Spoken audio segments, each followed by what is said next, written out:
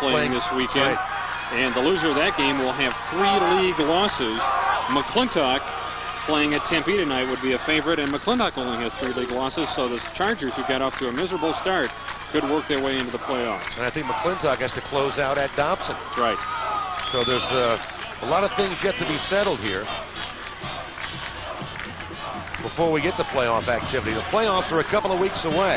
In fact, I was going to say, if Dobson loses at Westwood tonight, that Dobson and McClintock, regardless of what McClintock does this evening, Dobson and McClintock will play for playoff spot number 4 next week over at Dobson High. But right now, Mountain View and Mesa are in. And it'll all depend on the seeding. The number 1 team from the Central region will play the number 4 team from the Metro region to start the playoffs.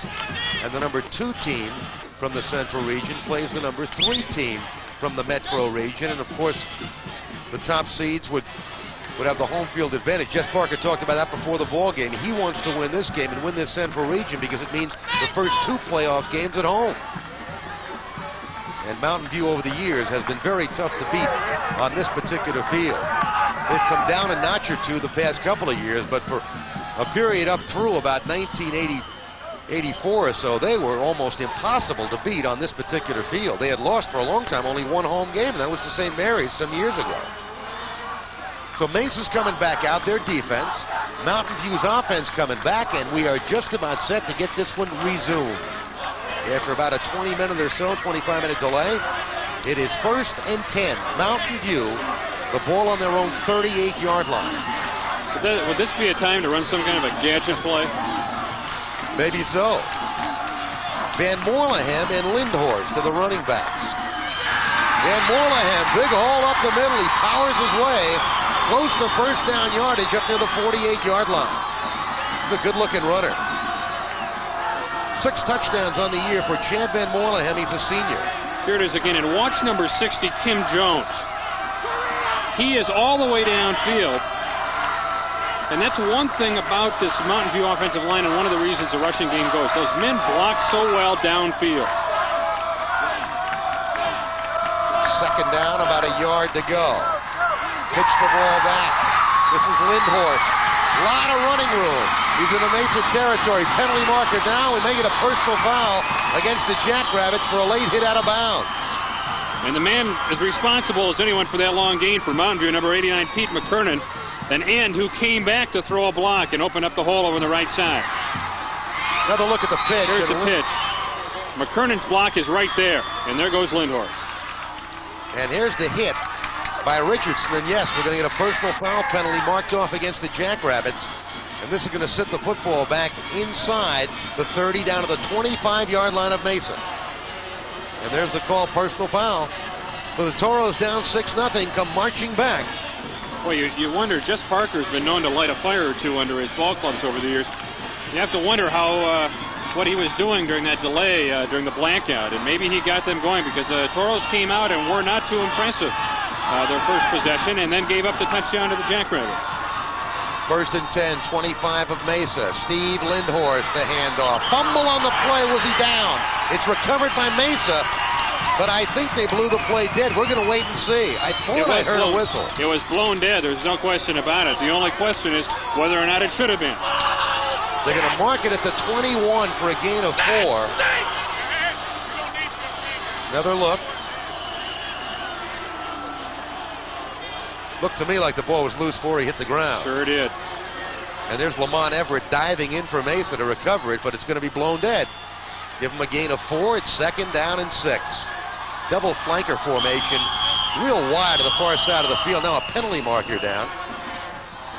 As that time McKernan and Fitch went wide to the far side of the field, almost all the way to the sideline.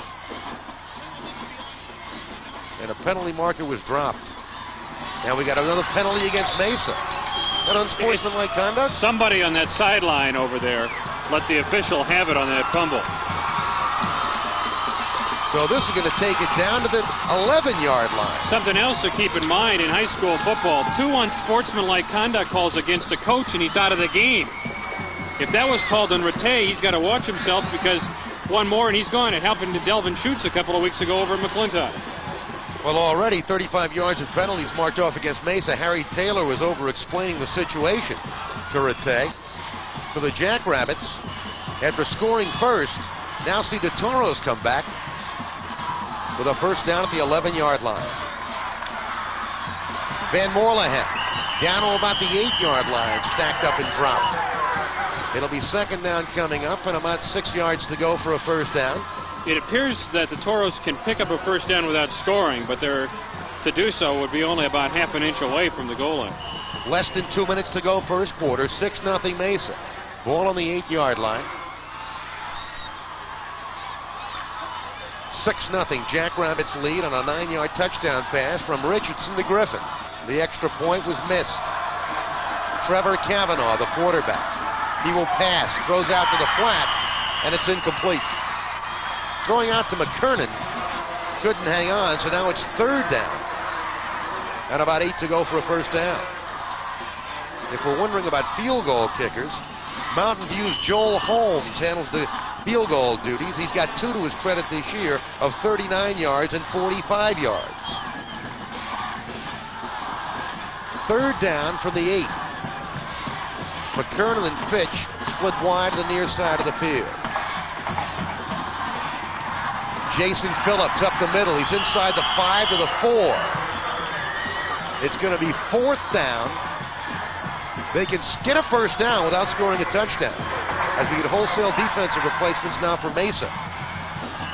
Fourth down, Kavanaugh looking over to the sidelines to Jess Parker to see what he wants to do. Looks like it's a long 4 for a first down and 5 yards for a touchdown. The Toros are going to stop and think about it. So they'll call a timeout with 1 minute and 10 to go in the first quarter to decide what they want to do. Lindhorst comes on the field. Joel Holmes wears number 30. And while we wait for the decision, we'll remind you, we kick off our coverage of Suns basketball next week on the 14th of November as the 76ers come to town. And Philly kind of banged up right now with Jeff Ruland and Charles Barkley out of the lineup, but you'll get to see Dr. J. Julius Erving in his final appearance in Phoenix. That'll be November 14th, 7:30 on ASPN. The Suns and Sixers, the opening telecast of 20 games this year on ASPN. Well, I do not see Holmes in the lineup, so I guess Jess Parker's made a decision to go for it. And of course, even if they should miss it, I guess the one way you can look at it, they'll have Mesa pinned back right near their goal line. In case you joined us late, we had a power outage earlier in this opening quarter, a delay of about 20-25 minutes, as one of the transformers on the poles outside the stadium went down, and finally the lights came back on. Play resumed. With about 3:48 to go in the first quarter is when all the damage occurred. When the lights came back on, so did Mountain View, as they moved the football from their own 37 down to where it is now on the 4-yard line of Mesa. And they were aided, in addition to a couple of fine runs, by a couple of big penalties against the Jackrabbits. So it is fourth down, and about 4 to go for a first down. Kavanaugh, the quarterback. Lindhorst and Van Moorlehem are the running backs. Mac Fitch is split wide to the near side, and Pete McKernan is split wide to the far side of the field. Here we go. Fourth down Toros. Looking for the tying touchdown. Kavanaugh to throw. He gets it away. It's incomplete. He tried